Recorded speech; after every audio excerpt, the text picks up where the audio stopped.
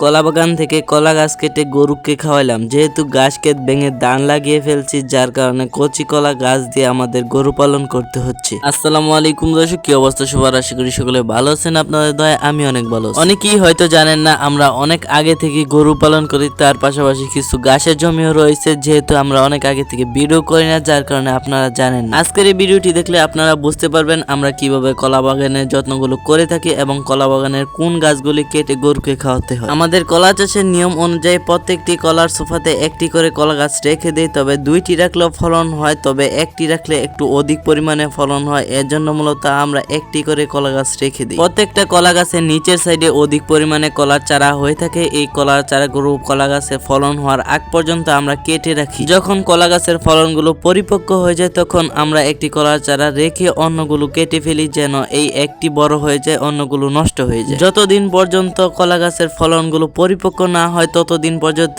আমরা কলা গাছের নিচের সাইডে চারাগুলি কেটে রাখি। যদি কলা গাছে ফলন থাকাকালীন আমাদের কলা গাছের চারাগুলো কেটে না দেয়, তাহলে আমাদের ফলনগুলো পরিপূর্ণভাবে পরিপক্ক হবে না। যেহেতু এখন বৃষ্টি বাদলের দিন, যার কারণে কলা জমিটা পরিপূর্ণভাবে নিড়ানির উপযুক্ত হচ্ছে না, এজন্য মূলত আমাদের কলা জমিটা নিড়ানি দিতে পারতেছি। কলা জমিটা নিড়ানির উপযুক্ত হওয়া মাত্রই কিছু ইউরিয়া সার দিয়ে তারপর 2-1 দিন পরে নিড়ানি দিয়ে দিতে হবে, তাহলে গাছগুলো আরো অনেকটা সুন্দর হয়ে যাবে। কলা বাগান করার পাশাপাশি একটা লাভজনক বিষয় রয়েছে, সেটা হচ্ছে কলা বাগানের চারা দিয়ে গরু পালন করা যায়, তার পাশাপাশি ছাগলও পালন করা যায়। যেহেতু আমাদের এখন গাছের জমি নেই, গাছের জমিতে ধানের চারা রোপণ করেছিলাম, এর জন্য মূলত আমাদের এখন কলা চারা দিয়ে গরু পালন করতে হচ্ছে। কলার চারা খাওয়ানোর পিছনে একটি অসুবিধা রয়েছে, সেই অসুবিধাটা হচ্ছে কলার চারার ভিতরে অধিক পরিমাণে পানি থাকে, যার কারণে কম সময়ে হজম হয়ে যায়। যাই হোক, কলার চারাগুলি কেটে ঘরে রেখে দিয়েছিলাম, এখন আমাদের গাভীটাকে নিয়ে যাব ওই চারাগুলি খাওয়ানোর জন্য। নেক্সট ভিডিওটা কি নিয়ে দেখতে চান অবশ্যই কমেন্টে জানাবেন। আজকের মতো এই পর্যন্তই, দেখা হচ্ছে নতুন কোনো ভিডিওতে। সেই পর্যন্ত ভালো থাকবেন, সুস্থ থাকবেন, আল্লাহ হাফিজ।